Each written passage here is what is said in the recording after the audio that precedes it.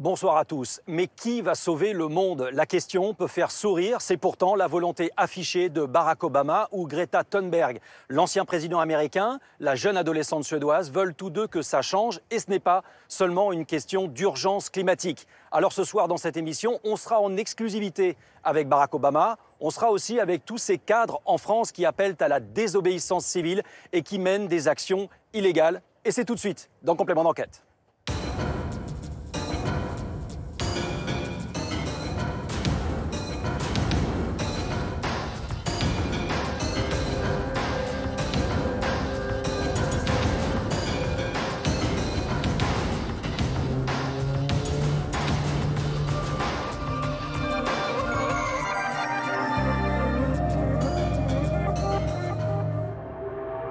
À 2h42, les tueurs trouvent leur cible. Ils viennent terminer leur travail. Ils ont commencé à tirer sur la victime. 10 fois en tout. Valdomiro Costa Pereira est définitivement supprimé. Selon la police, c'est sa détermination à s'élever contre des propriétaires terriens de la région qui lui auraient coûté la vie. Vous venez de le voir, au Brésil, on assassine les écolos. Ceux qui s'élèvent contre les projets industriels font face aux armes des propriétaires terriens. On vous fera découvrir ceux qui se fichent pas mal des intérêts des écologistes et qui veulent déboiser l'Amazonie. C'est l'une de nos 3 enquêtes de la soirée. Pour réaliser cette émission, on s'est installé ici devant le Muséum d'histoire naturelle. Il faut dire que beaucoup en France ou ailleurs s'inquiètent du dérèglement climatique. En France, on sera avec des cadres, des retraités, des jeunes qui appellent à la désobéissance civile, aux actions illégales. On les a appelés les Verts vénères. Que peuvent-ils espérer? Réponse dans un instant. Lui avait promis de sauver le monde. Barack Obama, lorsqu'il était entré à la Maison-Blanche il y a 10 ans maintenant, incarnait tous les espoirs. Aujourd'hui, il est à la tête d'une fondation et il veut voir se multiplier des milliers de petits Obama à travers la planète, tel un gourou qui voudrait évangéliser les autres. Nous avons demandé à Laurence Saïm, la journaliste française qui le connaît le mieux, d'enquêter sur lui, sur sa fondation, sur sa vie d'après. Voici Barack, l'idole des jeunes. C'est un reportage exclusif réalisé avec Mishka Benjo, Gary Gralbi et Michel Pignard.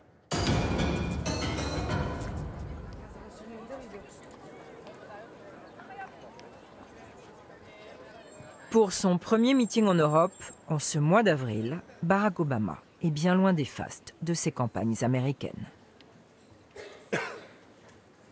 Pas de musique, pas de ballon, pas de confetti. Une salle silencieuse plongée dans le noir pendant de longues minutes. Et une arrivée en toute simplicité.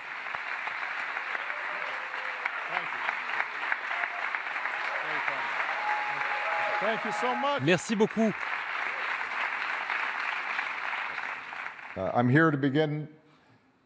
Je suis venu ici pour lancer le travail de la Fondation Obama, avec des jeunes leaders remarquables venus de toute l'Europe et qui essayent de changer les choses. On va voir si on peut encore faire mieux. L'ancien président des États-Unis s'est trouvé une nouvelle mission. Dénicher dans la société civile les dirigeants de demain et leur prêcher la bonne parole.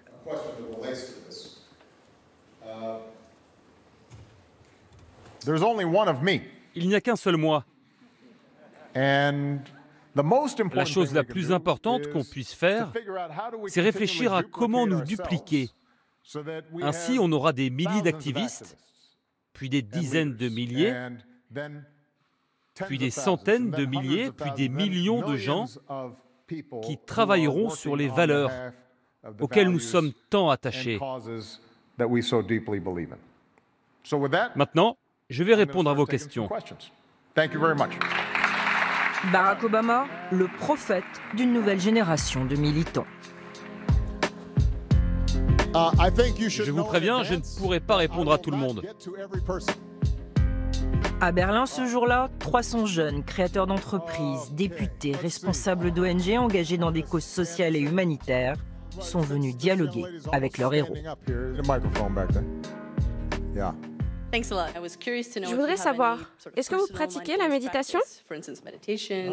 Ah, je pense qu'il y a quelques hommes politiques qui auraient vraiment besoin de méditer. Je n'ai aucun doute là-dessus. Je pense à certains d'entre eux et j'ai envie de leur dire, assis-toi là un moment et médite. On ne sait pas du tout à quoi ressemblera l'avenir. Alors on cherche en permanence des solutions dans son coin, on essaye de changer les choses. Et je me demande, ne doit-on pas réfléchir différemment pour construire une société meilleure ? Lorsque vous essayez de changer radicalement et rapidement les choses, l'histoire montre qu'en général, ça ne marche pas. Alors il faut tous se demander pourquoi. Et comment imaginer autre chose, de plus ambitieux? Il faut peut-être qu'on soit, comment dirais-je, radicalement généreux les uns envers les autres. Pour moi, le bon investissement, c'est vous. Vos actions parleront d'elles-mêmes. Des gens seront inspirés par ce que vous faites et vous financeront. Et grâce à cela, vous pourrez changer le monde. So thank you very much, everybody. It's good to see you. Thank you. Thank you. Après 2 mandats où il a tenté de changer le monde comme président, Barack Obama ne veut plus de la politique traditionnelle. Sa fondation s'affirme apolitique. Nous aurions aimé l'interroger sur sa nouvelle stratégie. Mais Obama ne répond plus aux journalistes. Je ne veux pas rater mon avion.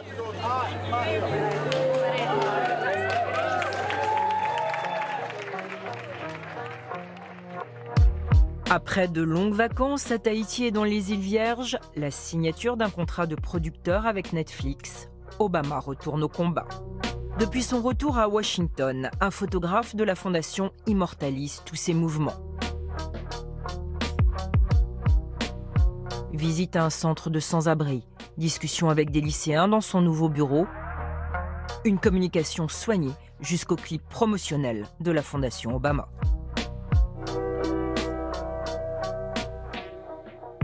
After all, the mission of the Obama Foundation is to inspire, empower, and connect the next generation of civic leaders. We've already held training days around the United States, a global summit in Chicago, and events with young people in Brazil, Indonesia, and India. En exclusivité pendant 4 mois, nous avons pu filmer les coulisses de la Fondation Obama, des jeunes militants jusqu'à l'état-major. Obama s'est entouré d'une petite équipe de fidèles, des anciens de sa présidence, comme Bernadette Meehan, en charge de la stratégie internationale.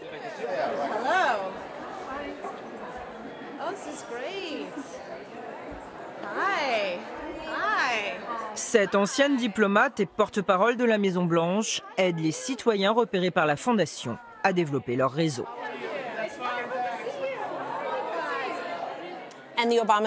Seul Obama peut faire cela. Il a énormément d'abonnés sur les réseaux sociaux et ça nous sert.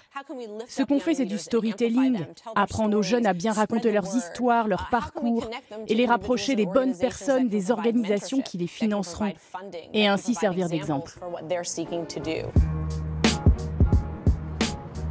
La Fondation Obama forme ces jeunes pousses en leur offrant un an d'études aux États-Unis.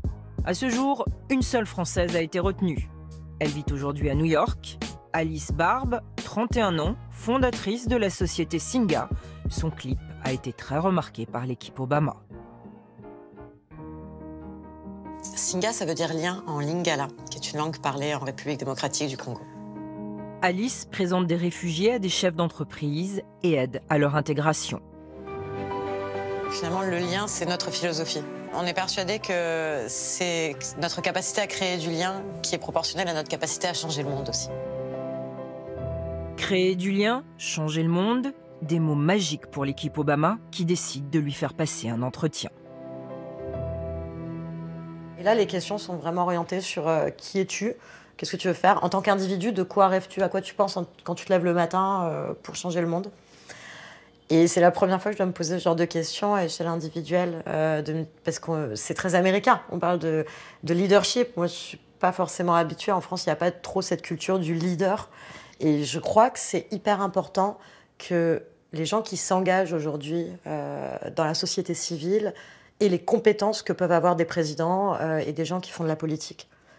Je ne sais pas si on doit forcément se présenter pour être élu ou accepter des postes de ministre. En revanche, Je me demande comment la transformation peut se faire. Et pour moi, c'est pas en intégrant un gouvernement que j'arriverai à avoir l'impact que je veux. À New York, Alice prépare un master en business. Pour l'aider, la fondation l'a installée dans cet appartement d'Harlem avec son conjoint et leur petit garçon. Elle lui paye aussi la sécurité sociale et une partie de ses frais. La fondation prend en charge le logement. Après, on a évidemment de l'argent de poche, mais c'est équivalent à peu près à un salaire. En tout cas, c'est-à-dire on a une bourse de $4000 par mois. Et après, on a tout ce qui est assurance, déplacement. On a pas mal de déplacements, donc avion, hôtel. Et évidemment, les cours à Columbia University, plus tout un tas de workshops, sessions, animations. Au total, selon nos calculs, entre 10 et 15 000 euros par mois. La Fondation Obama semble avoir beaucoup d'argent. La déclaration fiscale 2017 que nous avons retrouvée affiche 232 millions de dollars de revenus. Essentiellement des dons déductibles d'impôts. Les donateurs sont des patrons de presse, comme le nouveau propriétaire de Time Magazine, Mark Benioff, des grandes entreprises comme Boeing, mais aussi la fondation de Bill Gates, des fonds d'investissement à Wall Street, le producteur d'Hollywood, George Lucas, et de très nombreuses familles américaines. Hey! Ah, salut, je suis super contente de te voir. Exactement. Régulièrement, Alice est invitée avec d'autres lauréats de la Fondation à participer à des colloques dans les facultés américaines, comme ici la prestigieuse Université de Columbia. Sur ces campus, on les surnomme les Obama Girls. Alors là, c'est Hong qui vient du Vietnam, Anna Maria qui vient de Colombie. Hong est une activiste contre le réchauffement climatique dans un pays comme le Vietnam où parfois ça peut être compliqué. Donc énormément de courage. Et Anna Maria travaille sur la réappropriation des terres par les populations indigènes en Colombie. Lorsqu'on entend « les Obama arrivent », on sait que c'est nous et ça fait bizarre.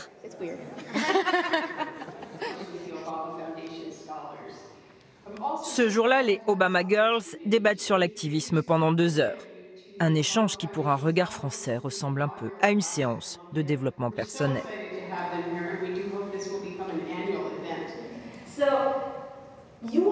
Vous avez la solution en vous. Alors je vous conseille de trouver un endroit, une plateforme pour vous exprimer.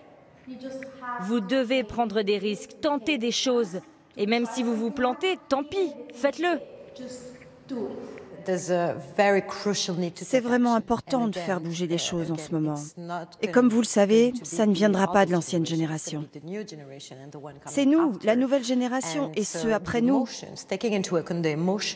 Les émotions, celles que nous ressentons, comme la colère, la joie, c'est un carburant pour le travail que nous faisons. Et c'est aussi l'amour qui nous sortira de cette merde.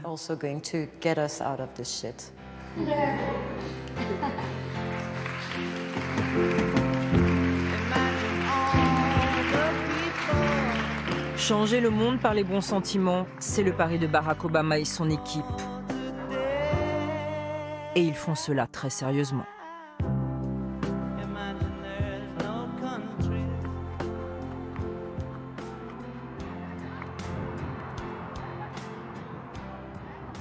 À Chicago, la fondation a plus de 100 salariés. À leur tête, David Simas, lui aussi un ancien de la Maison-Blanche. Un patron qui se veut idéaliste mais intraitable sur la sélection des jeunes leaders à soutenir. En 2018, sur 21 000 candidats, 20 seulement ont été retenus. À la fin, il ne nous restait plus que 100 ou 80 candidats. Et l'équipe a dit, bon, tous ces gens sont extraordinaires. Mais que valent-ils ? Comment travaillent-ils ? En fait, on ne regarde pas seulement ce qu'ils font, mais comment ils le font. Est-ce qu'ils font preuve d'ouverture, pensent au collectif, ou est-ce que c'est moi je ? Parce que si on a le choix entre un candidat qui a le sens du collectif et un candidat qui est extraordinaire, brillant, mais qui n'arrête pas de dire Moi je ferai ci, moi je ferai ça. À chaque fois, on sélectionnera le premier, celui qui dit nous. On pense que quelle que soit leur connaissance, leur talent, leur niveau d'expérience, personne ne fait rien tout seul. Welcome the 44th President of the United States of America, Barack Obama.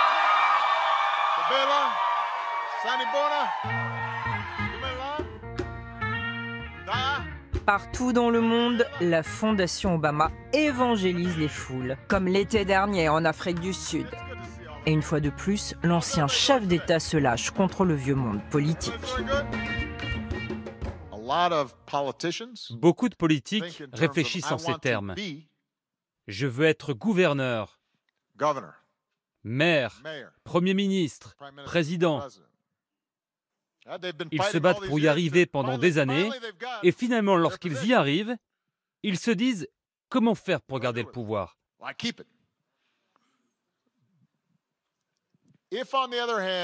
Si à l'inverse, vous ne vous préoccupez plus de votre carrière, et que vous dites « Je voudrais être sûr qu'en Tanzanie, les femmes dans les zones rurales aient accès aux soins »,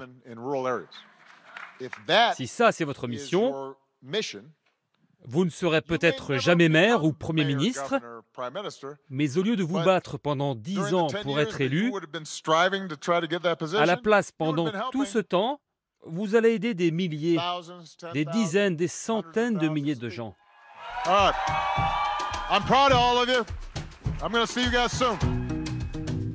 En moins d'un an, la Fondation Obama a déjà identifié 200 jeunes leaders potentiels dans 54 pays en Afrique, dans des domaines aussi différents que la lutte contre la corruption, le développement de nouvelles start-up et l'éducation dans les zones pauvres. Au Zimbabwe, cette petite association aide à la scolarité des jeunes filles. Elle a été créée par un étudiant, Stanley. Il a fait une campagne pour financer des postes d'institutrices dans des zones reculées. En entendant parler de la Fondation Obama, Stanley a postulé. Il s'est vu offrir un an d'études à Chicago et le financement d'un master en relations internationales. En Amérique, tout va vite. Le business, la culture, tout est différent. Mais je suis très content d'être ici, dans cette ville. Stanley fait partie de ce que l'équipe Obama appelle ses scholars, les boursiers. Lui aussi a un appartement de fonction payé par la Fondation. Lorsque je marche dans cette pièce, j'ai l'impression d'avancer vers l'avenir. Je marche vers une terre qui est fertile. Quand je suis assis, l'air circule autour de moi et j'ai l'esprit libre, car je vis bien loin de la pauvreté. Stanley s'est vite adapté au rythme américain. Pas de vacances, il travaille plus de 10 heures par jour et dans sa chambre à coucher, il a collé ce tableau remis à son arrivée à Chicago par la Fondation. Je cherche des contacts, des opportunités pour me développer à l'étranger. Je cherche à améliorer mes compétences, mes connaissances en matière de financement, mon réseau. Et là, j'ai bien tout coché. Je l'ai mis là, comme ça, chaque matin, lorsque j'ouvre ma fenêtre, je regarde ce tableau, je l'ai sous les yeux.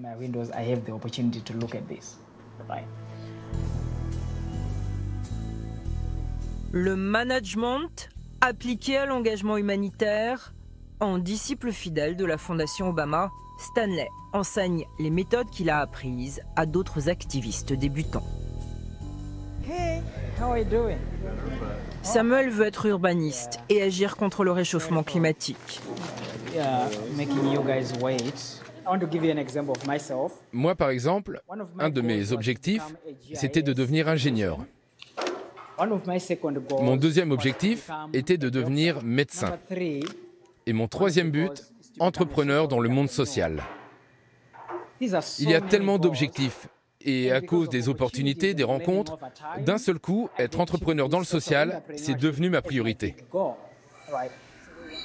Tel un responsable des ressources humaines, Stanley leur demande de noter dans ce tableau leurs objectifs, les moyens pour les atteindre et comment vaincre les obstacles sur leur route. Un plan de carrière pour apprentis activistes. C'est vraiment à l'opposé des manifestations dans les rues ce que vous leur apprenez.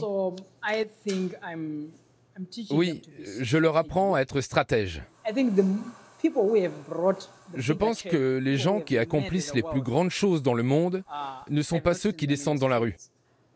Je ne dis pas que ceux qui manifestent se trompent, ils ont peut-être raison, et c'est peut-être leur seule option.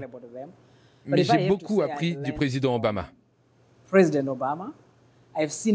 Lorsqu'il était activiste, dans sa jeunesse, je pense qu'il devait avoir un tableau exactement comme celui-ci, et une stratégie en tête qui le guidait. Et il pouvait ainsi saisir des opportunités, aller plus loin dans ses actions. Il avait les outils nécessaires pour réussir. Ma mère travaillait comme présidente d'une ONG. Elle s'est rendue compte que pour faire bouger les choses, il faut une structure. Quelqu'un qui sait organiser les actions dans la rue. Et grâce à ce cours, je vais apprendre une méthode. Je vais savoir comment gérer une structure, encadrer une équipe et peut-être un jour devenir un dirigeant. En juillet, Stanley a déjà prévu de retourner au Zimbabwe pour créer des emplois et être un jour un leader influent en Afrique.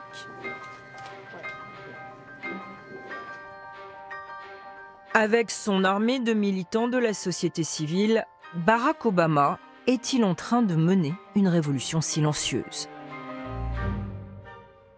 Dans le quartier de l'Université de Chicago, nous sommes allés à la rencontre d'un théoricien de la pensée Obama.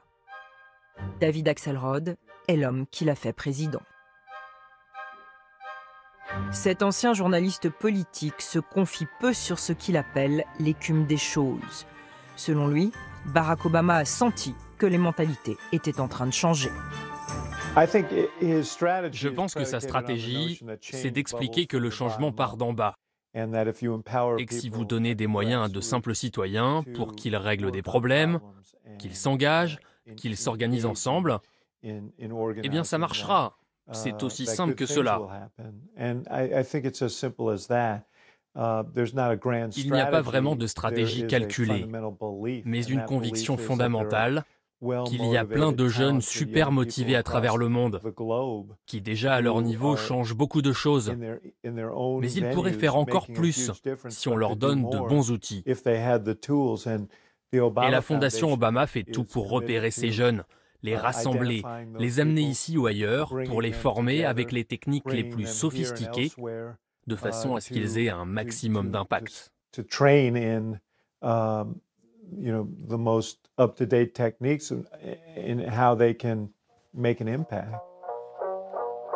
Mais comment convaincre les déçus?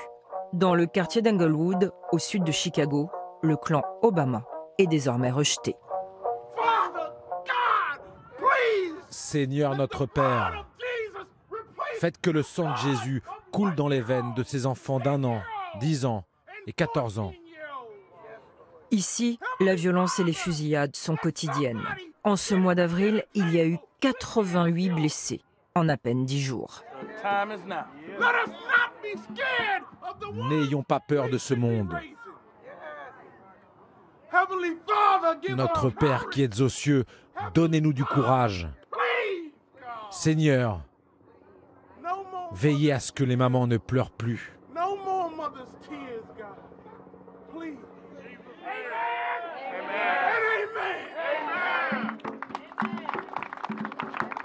Le maire Rahm Emanuel, ancien conseiller politique de Barack Obama, est venu. Mais dans ce quartier rongé par la pauvreté, plus personne ne croit au réconfort des politiques. Lorsqu'il s'approche d'une famille de victimes, l'accueil est hostile. S'il vous plaît, dites au maire de partir. Personne ne l'a invité ici, qu'il retourne dans son quartier où il y a de l'argent. Laissez-lui un peu d'intimité. J'en ai marre, je suis fatigué de te voir ici. Tu as le culot de venir. Respecte les gens, mec.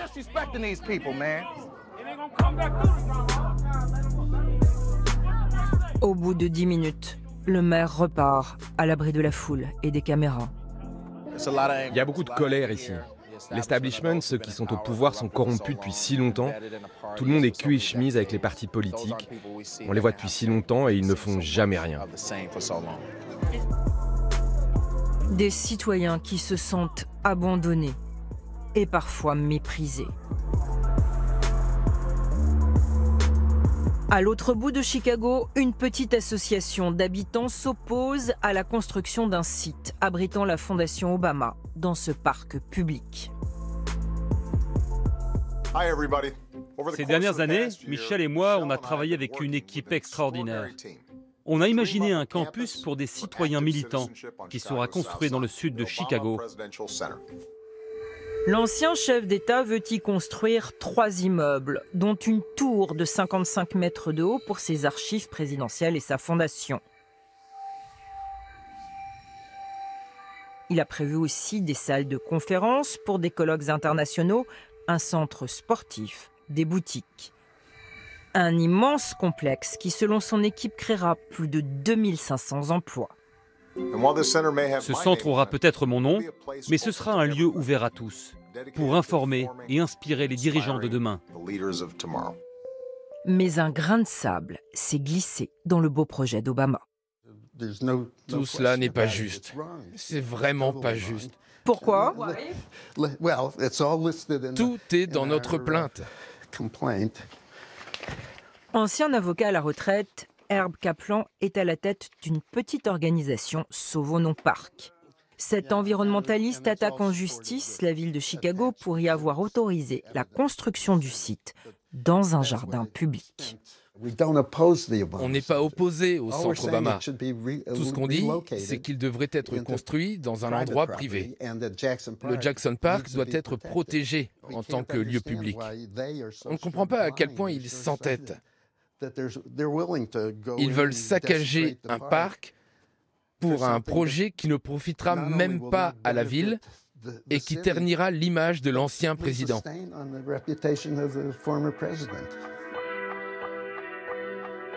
Herb se sent minuscule dans cette bataille.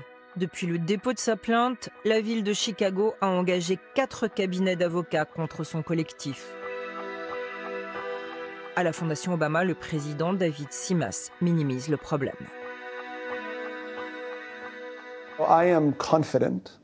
Je suis confiant. Je crois que cette plainte n'a pas de sens. Le juge prendra sa décision devant une cour fédérale et ça nous prendra peut-être 1 an ou plus. Mais ce centre, il sortira de terre. Nous le construirons à Chicago, à Jackson Park. Dans 2 semaines, le juge rendra sa décision. S'ils n'obtiennent pas gain de cause, les environnementalistes sont prêts à aller jusqu'à la Cour suprême. Mais pas de quoi enrayer la machine.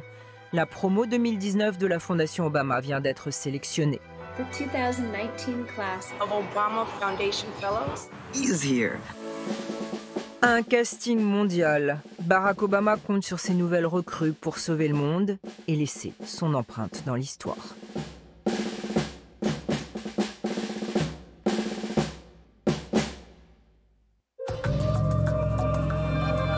Et on se retrouve ici devant le Muséum d'Histoire Naturelle avec vous, Pascal Bruckner. Merci d'avoir accepté notre invitation. Vous êtes romancier, essayiste. Vous avez souvent des prises de position intéressantes sur les faits de société. On va en parler notamment au sujet de ces jeunes qui mènent différentes actions pour le climat. Mais d'abord, quand vous voyez Barack Obama à l'instant, là, dans ce reportage qu'on vient de voir, qui veut évangéliser la planète, qu'est-ce que vous dites ? Non, il ne veut pas évangéliser, il est américain. C'est-à-dire que ce que je trouve de très positif chez les Américains, c'est qu'ils sont à la fois optimistes et volontaristes. Et qui font de chaque citoyen de leur pays un acteur dans le changement.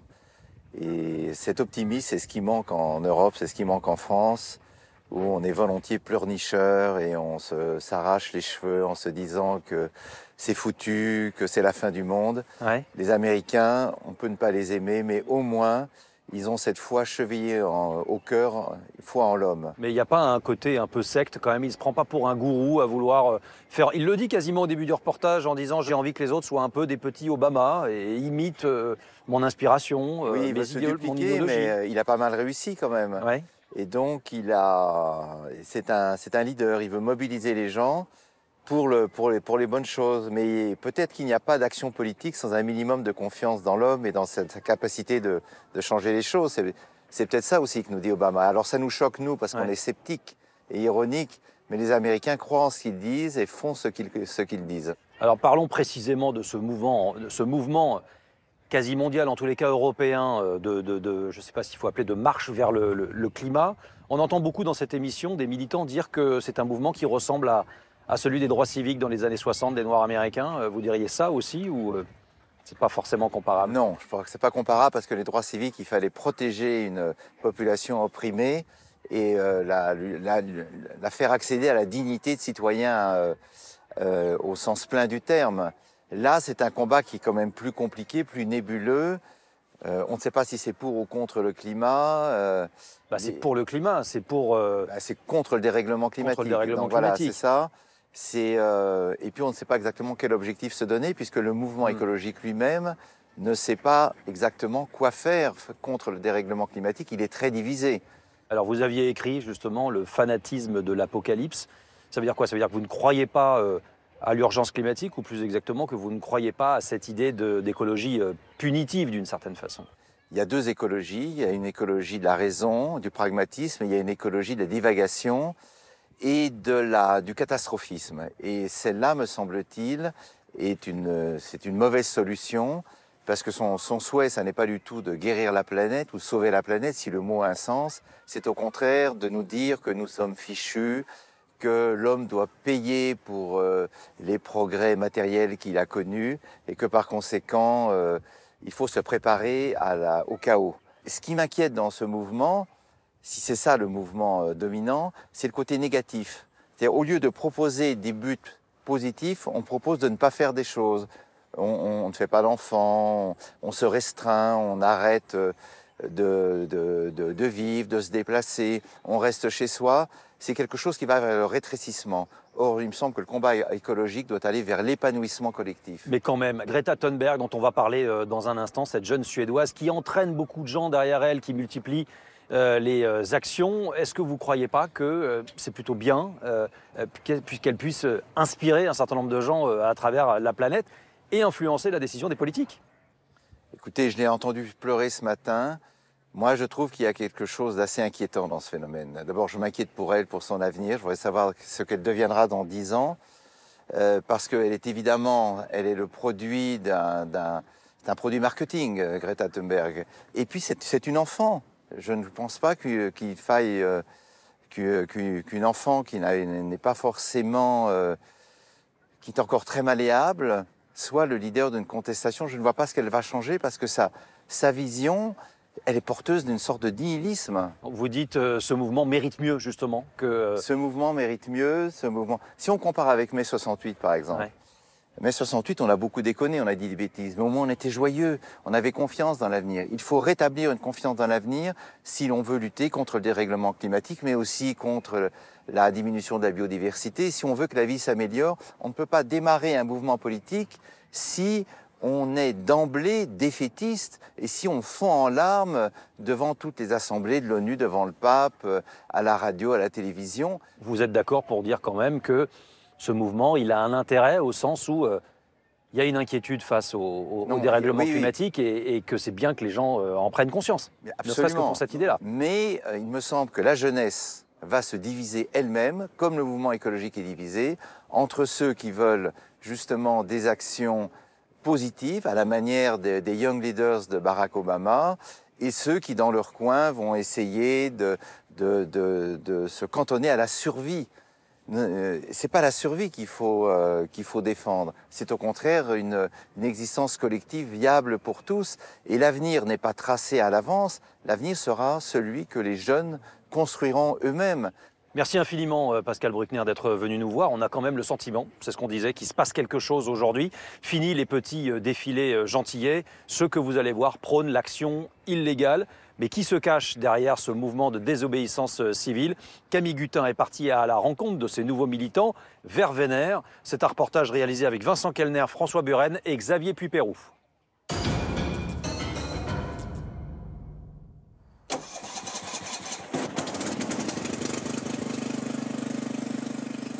des odeurs de pétrole, on parle d'écolo. Pas encore 100% écolo, mais ils y travaillent. Depuis qu'ils sont retraités, Yannick et son épouse Marie ont décidé de se battre pour la planète. Ça a commencé par un potager bio, et il y a 2 mois, cet ex-cadre et ce médecin ont choisi d'aller plus loin. Voilà, voilà. Ça c'est ce qui va servir à emballer soigneusement notre président, parce qu'il faut quand même bien le protéger pour pas qu'il s'abîme. Hop là. Ils s'apprêtent à participer à un drôle de commando.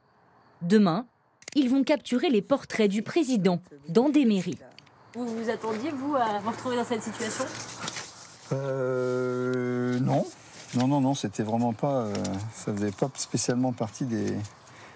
Au moment de la prise de la retraite, on n'avait pas spécialement imaginé ça, non. Moi, je ressens plutôt de la colère et c'est sûr que de faire un jardin bio ou de je sais pas quoi, ou de prendre mon vélo, ça me paraît indispensable, mais ça me paraît complètement ridicule par rapport à ce qu'il faudrait faire, quoi. Bon, ben voilà, ça y est, c'est prêt. Plus chaud que le climat, on est plus chaud. Le lendemain, c'est dans une ambiance bon enfant que Marie retrouve ses complices.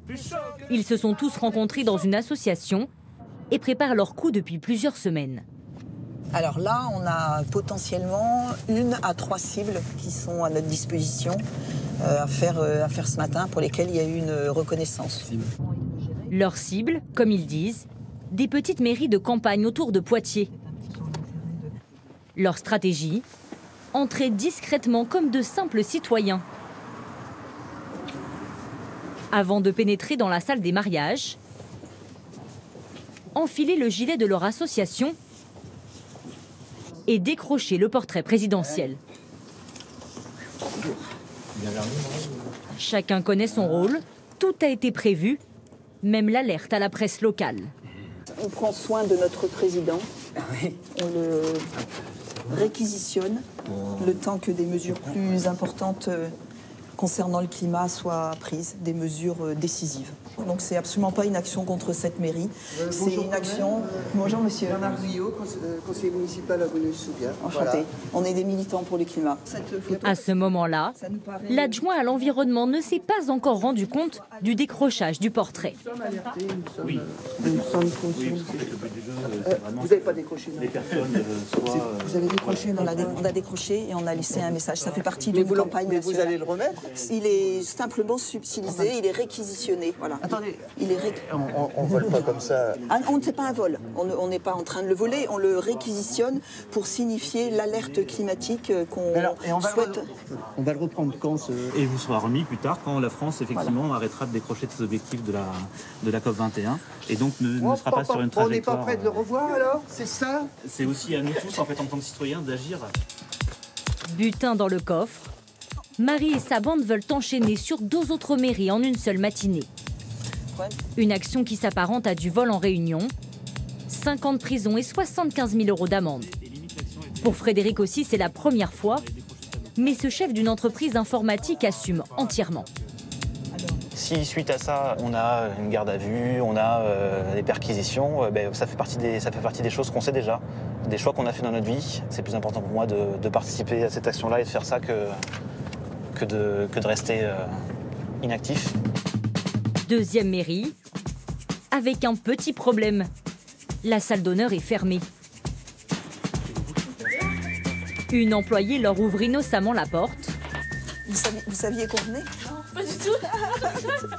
Super, ouais. Tout se passe comme prévu. Mais cette fois-ci... Ils nous ont pris le cadre de M. Macron. Vous n'enlevez pas le portrait ? Le premier adjoint leur barre la route. Non, mais on vous le laissez ici, dans un premier temps. Ça, monsieur, je suis désolé, mais... Mais désolé, vous allez voir, moi je vais d'abord appeler monsieur le maire. Oui, oui, bien sûr, mais on a laissé d'ailleurs un courrier. Bon, écoute, je le laisse partir, parce que sinon on va le casser, là. Non, mais pour l'instant, vous le laissez, j'appelle le maire. Est-ce qu'on peut quand même vous laisser... Raté pour cette fois-ci. Tranquillement. Marie, Aurélien et les autres ne comprennent pas qu'on s'oppose à leur cause.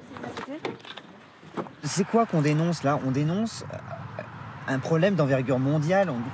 On dénonce l'urgence climatique. Et les employés, laissez-moi travailler. Mais c'est pas de ton travail qu'on discute là. Là, on discute de la crise climatique. Pour la dernière cible, nos activistes se montrent plus habiles.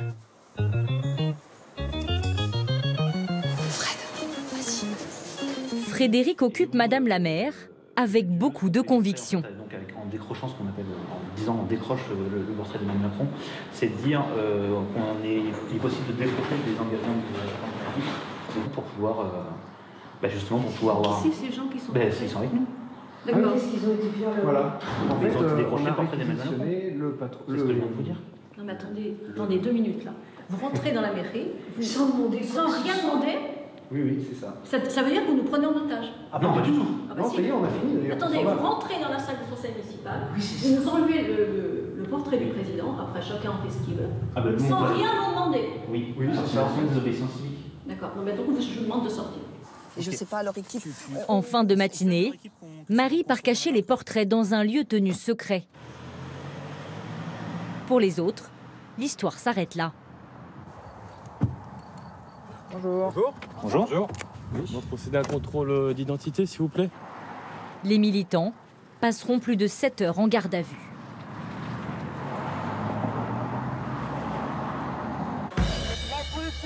Fini les gentils écolos. Place aux désobéissants, des militants en colère.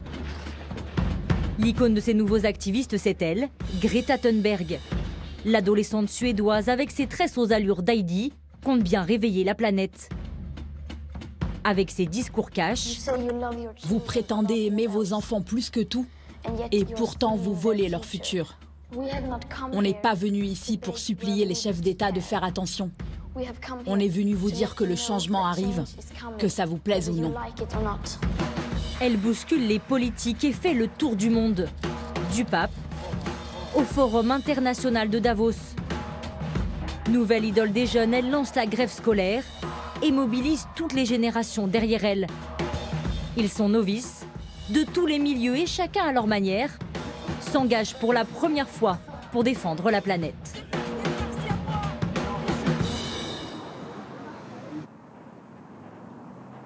Stockholm, un vendredi matin. C'est ce jour-là où, depuis 9 mois, l'adolescente de 16 ans s'installe avec ses pancartes devant le Parlement suédois, l'air grave.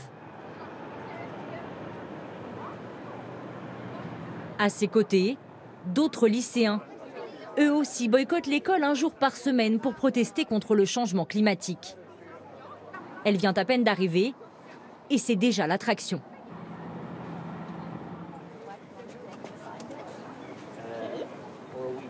J'admire vraiment ce que tu fais. J'espère que ma génération va t'aider. Merci. Poser pour toutes ces photos, est-ce que ça vaut le coup?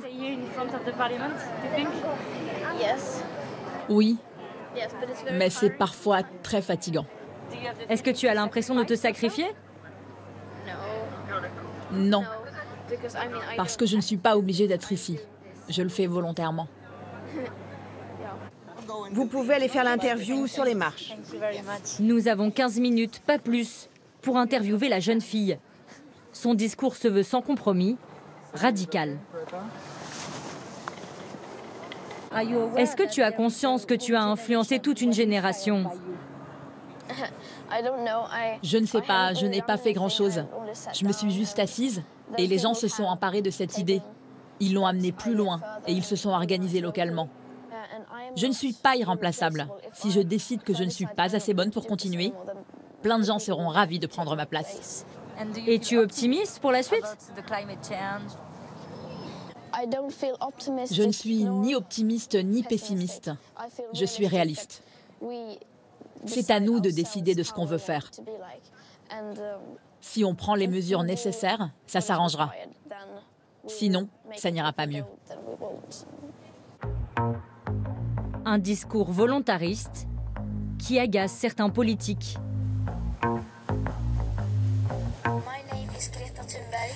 Angélique Delahaye, agricultrice et députée européenne, reproche à Greta Thunberg d'aller trop loin. Il y a un mois, elle choisit de boycotter le discours de la jeune fille au Parlement à Strasbourg. Qu'est-ce que vous en pensez quand elle dit c'est pas assez? Bah écoutez, ça fait 5 ans qu'on travaille, ça se résume pas à une visite. Moi, je suis pour une écologie pragmatique. Voilà. Et donc ça, c'est peut-être un discours qui fait moins le buzz, mais en tous les cas, qui, à mon sens, a plus de durabilité et de viabilité.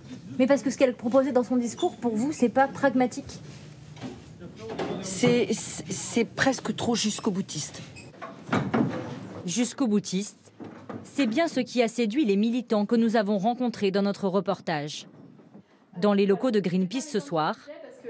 Et si par exemple on n'est pas assez de militants, il y a par exemple des gens qui se sont greffés à nous. Taino Maline, 23 ans, participe à son premier stage de désobéissance civile. Il a convaincu sa mère, Kin, cinquantenaire, de l'accompagner.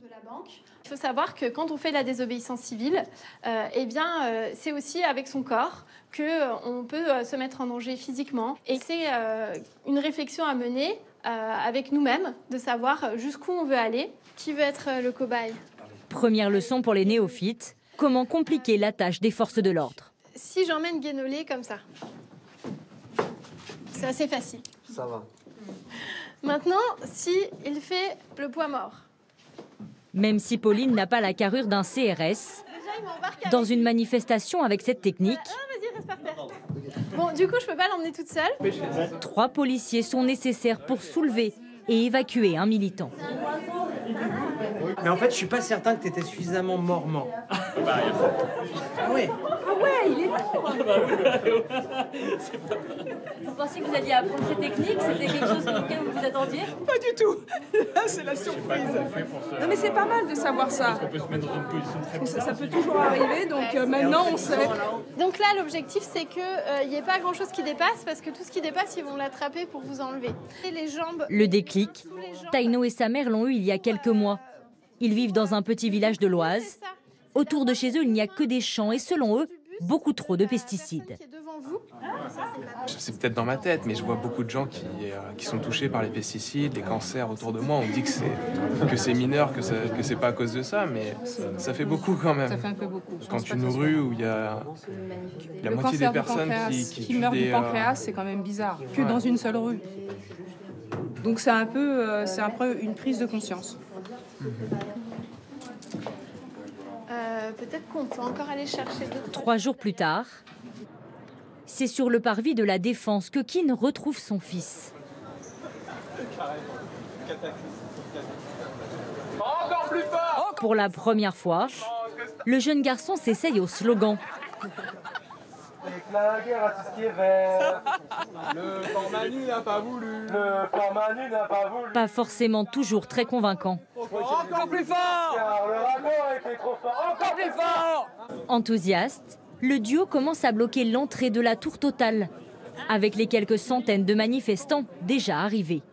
J'espère que ça va marcher, que notre message va porter plus loin aussi. C'est pas grave, on est peut-être pas des milliers, mais au moins, c'est des petites actions, c'est des petits actes comme ça qui peuvent faire changer les choses, quoi. Mais ça, vous pensez vraiment que ça va changer les choses? Il faut qu'on soit beaucoup plus nombreux et que ça se passe un peu partout, quoi. Et là, oui, forcément, ça fera bouger les choses. Beaucoup plus nombreux, ils vont l'être ce jour-là. Ce n'est pas un siège, mais 4 que les associations vont bloquer. Société Générale, Total, EDF, ministère de l'écologie, pointés du doigt comme les principaux pollueurs français. Les échanges sont parfois rudes, avec les salariés empêchés de travailler ce jour-là. Je pense que le nucléaire contribue à la solution. Énergie décarbonée, vous ne pouvez pas faire sans nous. Sauf à vivre au temps de la bougie. À l'intérieur de la tour Total, les écolos les plus radicaux. En pénétrant dans le hall d'accueil, ils prennent le risque d'un procès et d'une lourde amende. En fait, on fait des marches, on fait des manifestations, on signe des pétitions, et il n'y a rien qui bouge. Donc à un moment, on a envie de se sentir plus utile que ce qu'on est sans ça. Et donc on passe à l'étape supérieure, quoi, désobéissance civile. 2000 manifestants se sont déplacés ce jour-là, et beaucoup de journalistes. Pour les organisateurs, le pari est gagné. Ça permet de mettre les projecteurs réellement sur les responsables des problèmes climatiques et que, en plus, ça permet d'entraver leurs entreprises. On éveille les consciences et plus l'action est d'ampleur, plus il y aura des gens qui vont s'interroger, se poser des questions. Mais pourquoi Total? Pourquoi EDF? Pourquoi transition écologique? C'est bien la transition écologique pourtant. Ben non, ils font pas leur boulot correctement. Pas content, pas content. Au bout de 7 heures d'occupation, les policiers interviennent. Mais pas violent. Le moment pour Taino et sa mère d'appliquer les techniques apprises au stage. Les pieds.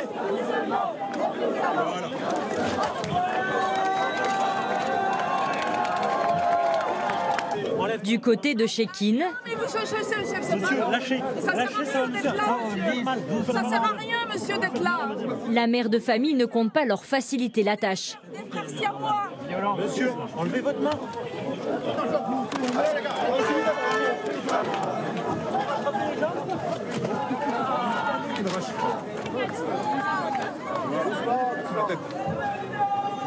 On a assuré grave, on a résisté comme on pouvait, c'était pas simple. Surtout qu'ils ont des bonnes prises pour nous faire sortir et nous dire « claque le genou, on te coince le genou ». Mais on a bien résisté, c'était bon enfant. C'est un bon début, c'est un bon début. Combien de temps va durer ce mouvement de désobéissance civile? Nos activistes en herbe sont-ils prêts à aller encore plus loin?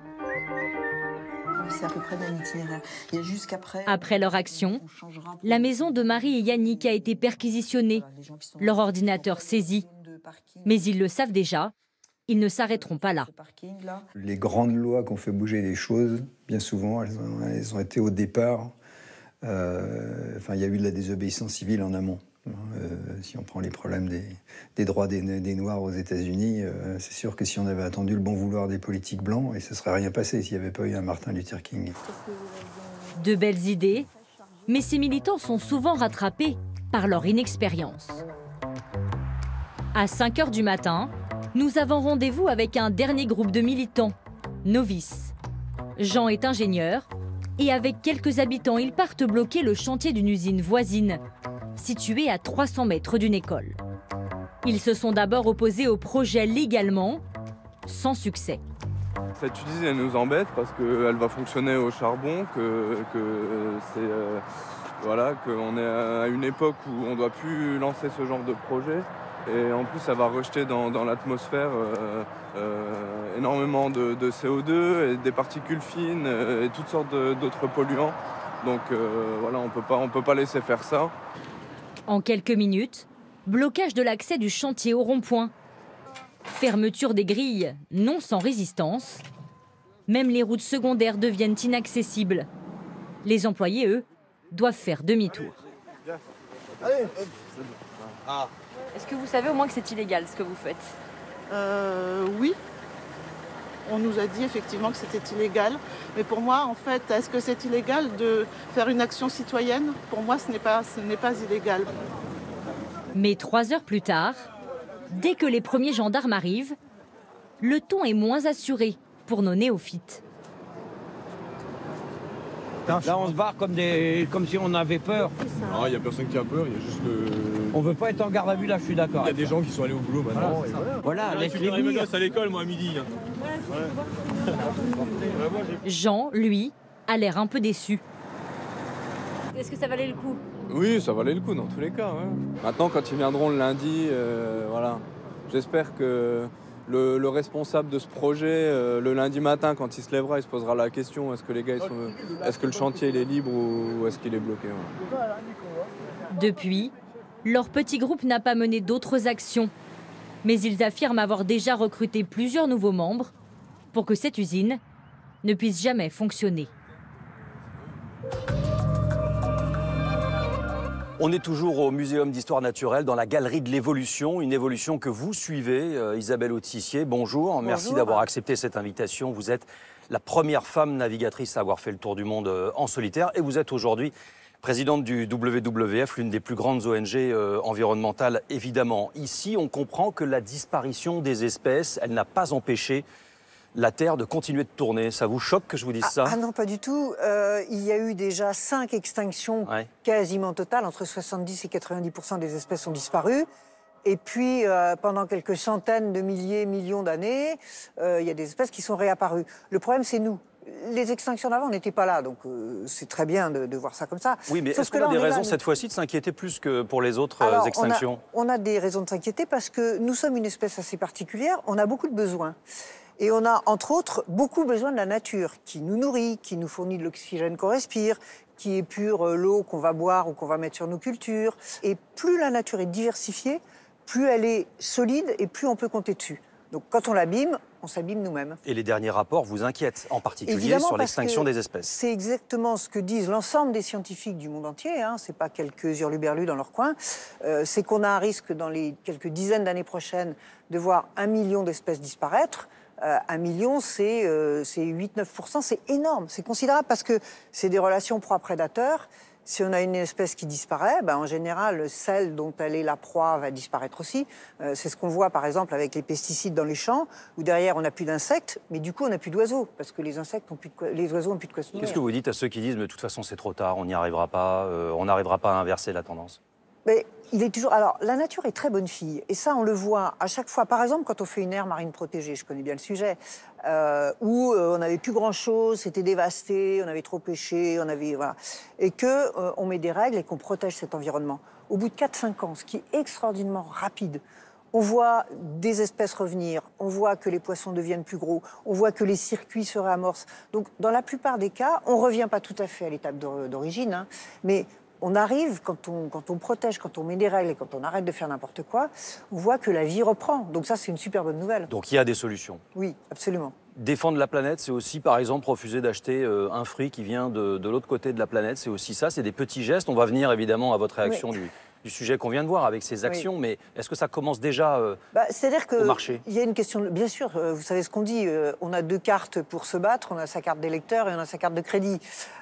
Donc évidemment, ce qu'on achète, ça va encourager derrière des filières, des producteurs. Si je veux manger de la viande tous les jours, j'encourage la déforestation de l'Amazonie pour produire de quoi nourrir les vaches.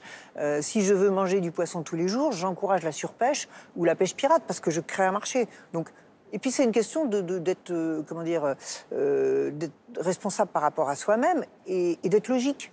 Je ne peux pas à la fois dire des choses et faire le contraire. Oui, mais est-ce que c'est pas un peu dérisoire quand même avec ce reportage qu'on vient de voir, d'aller décrocher des portraits d'Emmanuel Macron dans les mairies, d'éteindre les lumières? C'est pas comme ça qu'on va régler le problème Non, c'est pas comme ça, évidemment. Du dérèglement climatique? Bien sûr, c'est pas comme ça qu'on va régler le problème.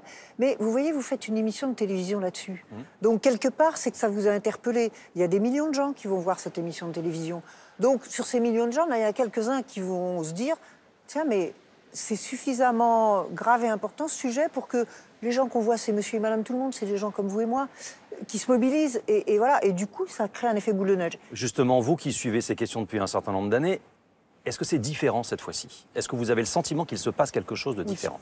Oui, clairement, parce que je pense que les messages finissent par se passer avec des actions comme ça ou avec d'autres, et puis que les gens commencent à voir les choses. Le dérèglement climatique, au début, c'était un truc de scientifique, mais maintenant, on voit bien qu'on a des étés caniculaires. On dit aussi un truc de bobo. Voilà, il y a quelque chose qu'on voit de nos yeux, donc on commence à se rendre compte que vous allez sur la mer de glace, il y a je ne sais pas combien d'échelles pour descendre maintenant. Donc tout ça, les gens le voient. Qu'il n'y a plus de papillons, qu'il n'y a plus d'insectes sur nos pare-brises quand on roule la nuit, qu'il n'y a plus d'oiseaux, tout ça, les gens commencent à le voir. Donc ils commencent à comprendre que c'est une vraie réalité qui va les toucher eux-mêmes. Nous, on a intitulé cette émission « Qui va sauver le monde ?» Vous pensez que ce sont les écologistes eux-mêmes, mais pas seulement les écologistes, enfin, ce sont les citoyens eux-mêmes? Ce sont les citoyens. Le monde, peu importe. Si un jour la Terre devient une boule chauve comme les autres dans l'univers, tant pis. C'est nous qu'on va. C'est les sociétés humaines qui doivent se sauver. C'est les sociétés humaines qui sont fragiles et qui sont fragilisées parce que les fondamentaux de la vie, qui sont le climat et la biodiversité, qui sont les grands fondamentaux de la vie, qui nous permettent d'être là et d'exister, sont mis à mal. Donc la question, c'est sauver les hommes, si je puis dire, sauver les sociétés humaines. Merci Isabelle Autissier. On va partir pour l'Amérique du Sud. Maintenant, dans cette émission, on s'est beaucoup intéressé à ceux qui ont des bons sentiments. On va maintenant s'intéresser aux mauvais garçons et en particulier à ces propriétaires terriens brésiliens qui assassinent des écologistes au nom d'intérêts économiques. Mort pour la planète, c'est une enquête de Louis Milano-Dupont, Guillaume Marc et Olivier Broutin.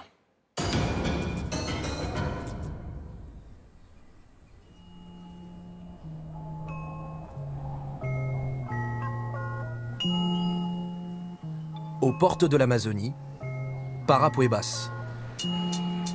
Une petite ville de 50 000 habitants. Et son hôpital public.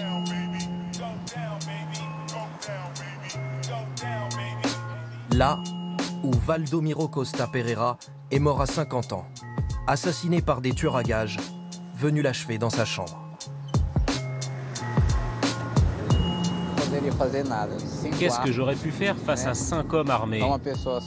Un homme seul. Francisco Rosa est l'un des agents de sécurité de l'établissement. Il était de service cette nuit-là. Il a tout vu. Les caméras de surveillance ont tout enregistré. Le 20 mars 2017, à 2h40 du matin, 5 hommes armés arrivent à moto et rentrent dans l'hôpital par l'entrée principale. Francisco est immédiatement identifié et emmené à l'écart. Quand ils sont arrivés, regardez, je vous montre. Ils m'ont pris le bras et ils m'ont dit « Allez, viens, on y va, on y va ». Et je suis passé devant avec une arme pointée sur ma nuque.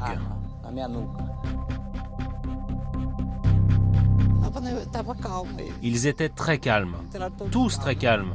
Il n'y avait aucun stress. Un travail de professionnel.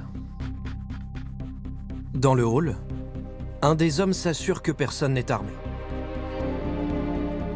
En bas de l'écran, allongée au sol, la responsable de l'accueil reste impassible, comme si la situation était courante. Sous la menace, Francisco guide les hommes armés dans les couloirs de l'hôpital. Quand on est arrivé à la porte du milieu, celle des soins intensifs, ils m'ont dit « On n'a rien contre toi, on veut juste que tu nous accompagnes ». Et là, j'ai compris pourquoi ils étaient venus. À 2h42, les tueurs trouvent leur cible. Ils viennent terminer leur travail. Ils m'ont jeté sur le côté et ils ont commencé à tirer sur la victime. 10 fois en tout. Déjà hospitalisé et blessé par balle, après une première tentative d'assassinat 2 jours plus tôt, Valdomiro Costa Pereira est définitivement supprimé. Selon la police, c'est sa détermination à s'élever contre des propriétaires terriens de la région qui lui aurait coûté la vie.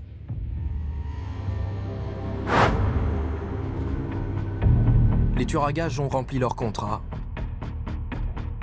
Ils quittent l'hôpital comme ils sont arrivés, à moto. L'opération a duré moins de 3 minutes.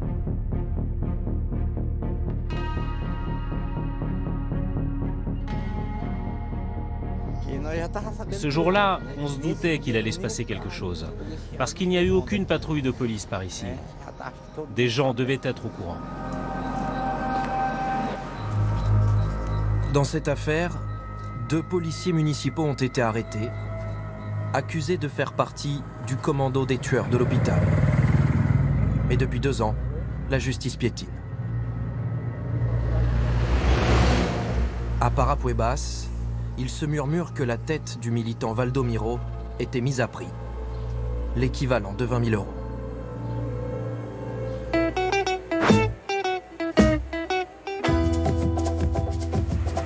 Considérée comme le poumon de la planète, l'Amazonie est aussi une terre meurtrière, où depuis plus de 30 ans, ceux qui veulent préserver la forêt le payent de leur vie.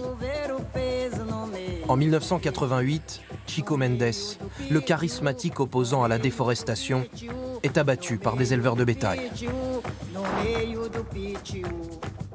On a tué Chico Mendes, mais sa pensée demeure. Le début d'un conflit entre 2 visions. Celle de ceux qui veulent exploiter à grande échelle l'Amazonie pour ses ressources, ses bois précieux, ses gisements d'or ou d'uranium, et ses fleuves, où se multiplient d'immenses barrages.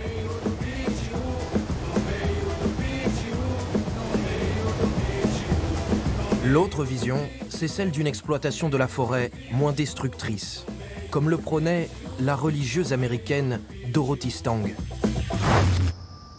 Icône des petits paysans, elle aussi assassinée en 2005 par des tueurs à gages à la solde de grands propriétaires terriens. L'Amazonie serait-elle devenue le tombeau des écologistes?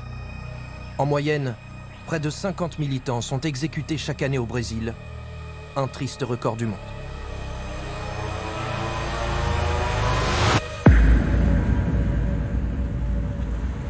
L'État du Pará est l'un des plus grands du Brésil. 2 fois la France. Un État rural d'Amazonie qui éveille les convoitises.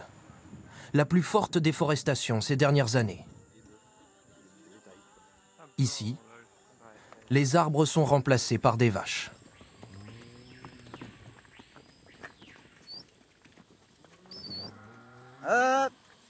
Sinvao de Souza est un éleveur qui possède 200 têtes de bétail. Il est arrivé dans le Pará il y a moins de 20 ans pour tenter sa chance.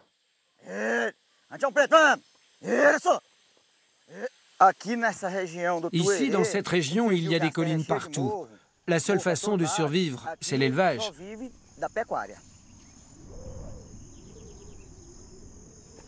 Pour te donner une idée, je vis grâce à tout ça. S'il n'y avait que de la forêt, je ne mangerais pas à ma faim.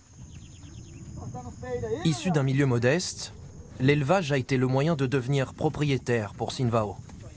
Ces terres font une centaine d'hectares aujourd'hui. Quand je suis arrivé, il n'y avait que de la forêt. Il n'y avait que des arbres. Quand je me suis installé en 2001, je suis venu avec des outils, du personnel et des tronçonneuses. On a mis le feu et on a planté les pâturages. On a même utilisé un avion. C'était l'un des plus grands déboisements de la région. Mais Sinvao n'a pas respecté la loi, il a trop coupé. L'État lui réclame l'équivalent de 50 000 € d'amende.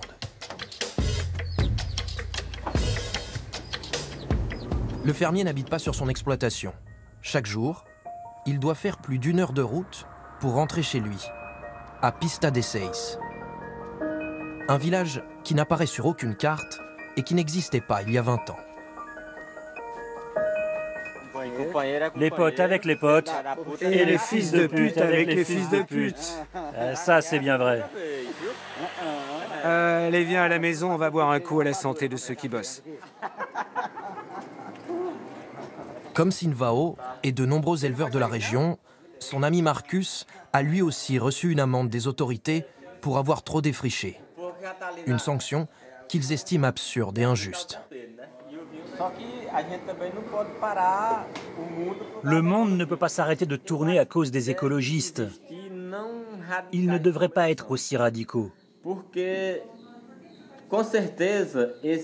Les écologistes sont des fils de médecins, d'ingénieurs, d'avocats. Ils ne connaissent rien à la campagne, mais ils sont bien contents de manger nos produits.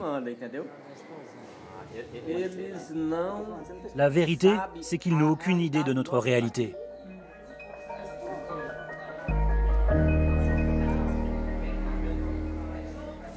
Sinvao a bien voulu évoquer la question des assassinats, mais plus discrètement, dans ses pâturages.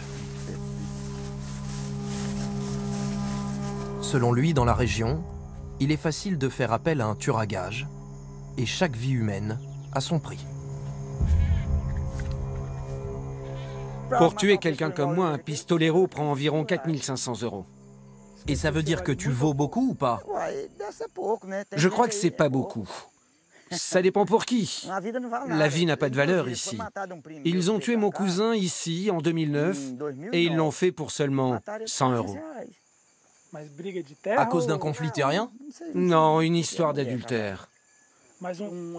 Mais un leader ou un écologiste, comme Dorothy Stang par exemple, ça vaut combien? Quelqu'un comme Dorothy, c'est 10 000 ou 20 000 €. Parfois plus, quand c'est quelqu'un de cette importance. Et toi, tu as déjà fait appel à un pistolero? Non. Moi, grâce à Dieu, je suis catholique. Je ne fais pas ce genre de choses.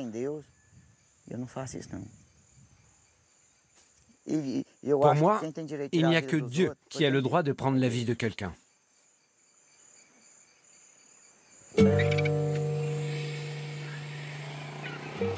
Au Pará, D'autres éleveurs ont eu beaucoup moins de scrupules. C'est le cas de Fernando Ferreira, surnommé Fernandinho, un puissant propriétaire terrien. Il est bien connu des services de police et il est accusé d'homicide, de tentative d'homicide et de déforestation illégale dans la région. Fernandinho aurait engagé des pistoleros, les frères Alves, pour se débarrasser de 6 personnes qui contrariaient ses affaires.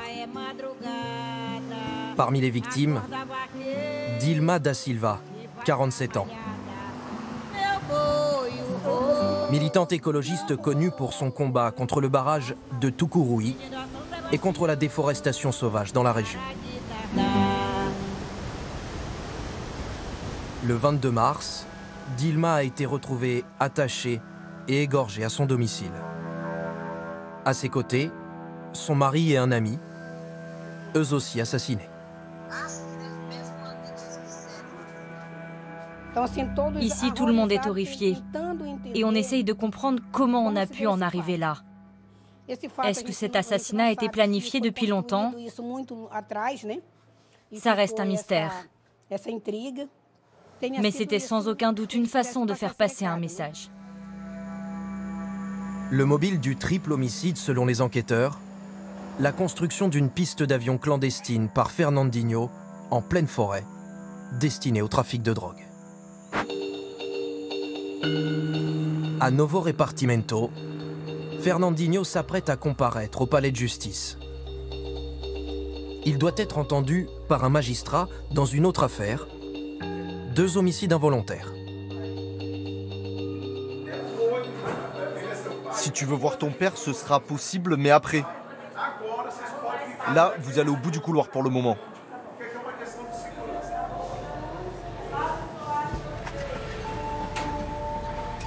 Incarcéré depuis 1 mois et demi, c'est la première fois que Fernandinho sort de prison.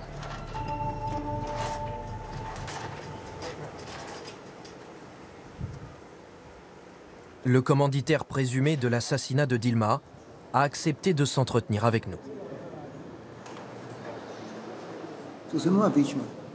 Je suis une victime. Une victime, je vous dis.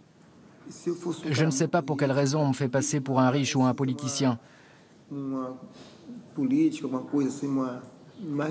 Mais je ne suis rien de tout ça. La seule chose que je possède, c'est ma terre. Et jamais je n'aurais voulu en avoir davantage.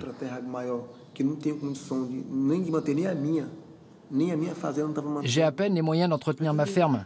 Pourquoi est-ce que j'aurais fait tuer des gens? Je suis une victime et je ne sais pas pourquoi on m'a mêlé à cette histoire. Mais vous étiez bien en conflit avec Dilma da Silva.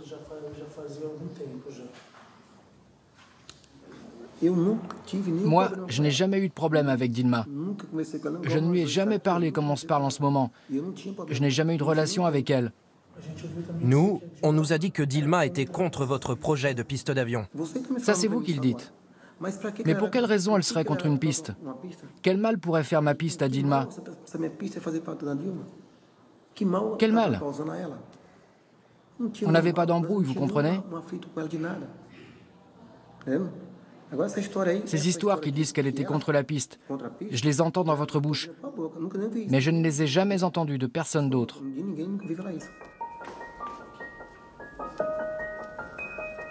Fernandinho risque la prison à perpétuité s'il est condamné. Avant de quitter le tribunal, nous sommes allés interroger le juge sur ces assassinats. Pour l'homme de loi, les meurtres d'écologistes n'existent pas. Le problème, c'est de savoir qui sont les écologistes morts au Brésil. Quels chiffres permettent de les compter? Parce qu'ici, dans notre région, je n'entends pas parler de morts écologistes. Ni ici, ni dans aucune autre région du Pará où j'ai exercé. Je n'ai jamais vu de mort d'écologistes, au sens de personnes qui militent pour la préservation de l'environnement. Pas au Pará, pas ici. Peut-être à Sao Paulo ou à Rio de Janeiro, mais ça, je ne suis pas bien au courant. Au Pará, Il n'y aurait donc pas d'assassinat de militants écologistes. Au plus haut sommet de l'État, le nouveau président a clairement choisi son camp, celui des éleveurs et de l'agrobusiness. Aujourd'hui, notre économie fonctionne presque uniquement grâce au secteur agroalimentaire. Et il est étouffé par des contraintes environnementales. Au ministère de l'Agriculture, Jair Bolsonaro a placé l'un de ses proches, Luis Naban Garcia, connu pour sa proximité avec des milices armées de propriétaires terriens. Bonjour, merci beaucoup de nous recevoir. Bonjour, messieurs. Le nouveau vice-ministre, un grand éleveur du pays, a lui aussi un avis bien tranché sur les assassinats de défenseurs de l'environnement. Évidemment, je condamne. Nous condamnons toute forme d'assassinat. Mais par exemple, vous connaissez l'histoire de cette dame-là, Dorothy Stang. C'est de l'agitation, de la manipulation. Il existe un proverbe ici. Toute action provoque une réaction. Et malheureusement, on a quelques assassinats qui arrivent. Écoutez, elle faisait la promotion de l'atteinte à la propriété et de la déstabilisation d'une région. Vous croyez que Dorothy Stang était une sainte ? Non, c'était une agitatrice. Et moi, si je dois faire mon choix entre croire des propriétaires qui travaillent et qui portent ce pays sur leurs épaules et une agitatrice, moi je fais le choix de ceux qui produisent, un secteur qui fait la grandeur de notre patrie, de notre nation. Manifestement, les meurtres d'écologistes comptent peu aux yeux du gouvernement. L'agrobusiness, lui, représente près de 25% du PIB. Et pour le vice-ministre, l'Amazonie doit avant tout être rentable. La planète Terre a besoin d'un poumon pour respirer, et ce poumon, c'est le Brésil. Pourquoi vous ne payez pas pour l'air dont vous avez besoin pour respirer? Payez! C'est mon droit. Ce que vous n'avez pas fait en Europe, vous pensez que le Brésil va le faire gratuitement? Si vous pensez qu'il faut 0 déforestation en Amazonie, alors il faut payer pour ça. Aucun souci, il faut juste payer. Sous les fenêtres de son ministère, quelques milliers d'Indiens ont déjà manifesté leur opposition au gouvernement. Une résistance qui peut paraître dérisoire. Jair Bolsonaro et ses ministres ont 4 ans devant eux pour mettre en œuvre leur politique en Amazonie et dans le reste du pays.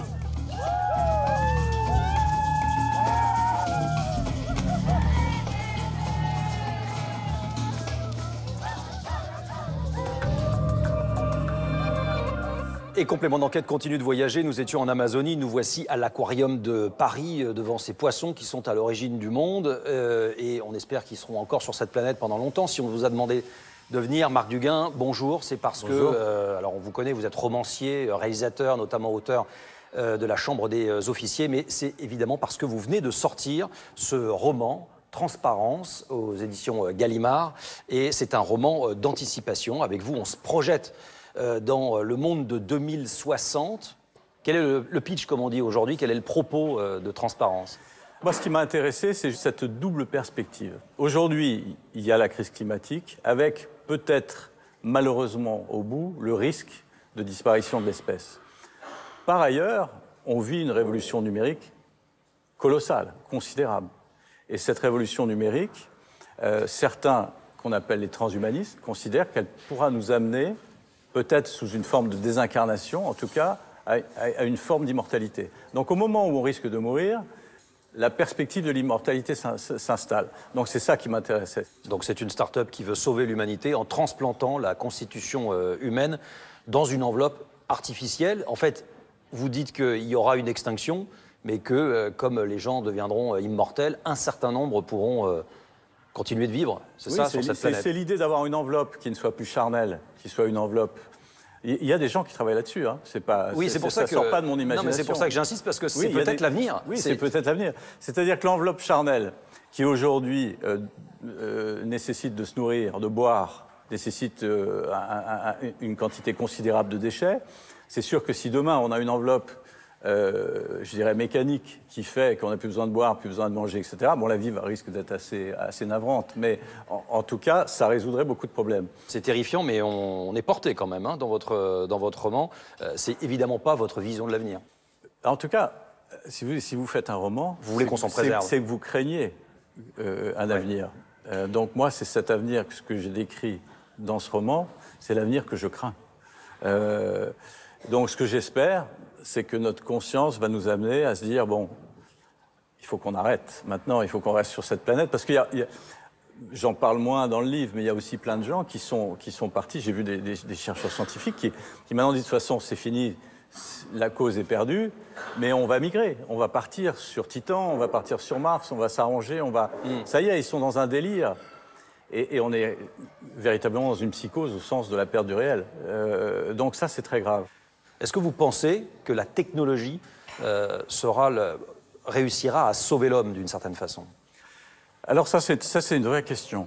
Parce que, si vous voulez, aujourd'hui, il y a le camp des optimistes et le camp des pessimistes. Le camp des optimistes, c'est de dire la technologie va nous sauver comme elle nous a toujours sauvés.